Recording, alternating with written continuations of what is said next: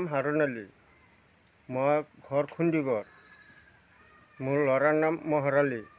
আজি 1.5 বছৰ ধৰি এনেকুৱা অসুখ GMCত লৈ যাই আছোঁ। ডাক্তৰে চাই থাকে, বহুত ট্ৰিটমেণ্ট কৰি আছোঁ।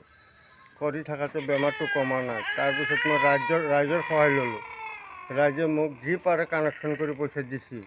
এতিয়া মোৰ এনেকুৱা উপায় হৈছে যে লগেই অহা মঙলবাৰ লৈ যাম, মোৰ তাতে 1 টকা পইচাও নাই।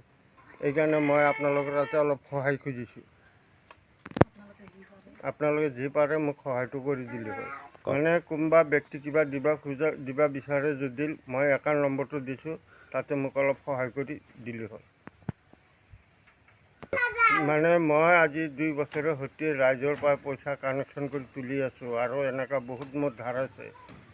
ধাৰৰ উপায় নাই।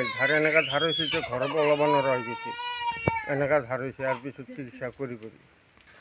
ৰাইজক অনুৰোধ কৰোঁ, ৰাইজে ল'ৰাটো বাচাৰ কাৰণে মোক অলপ সহায় কৰে।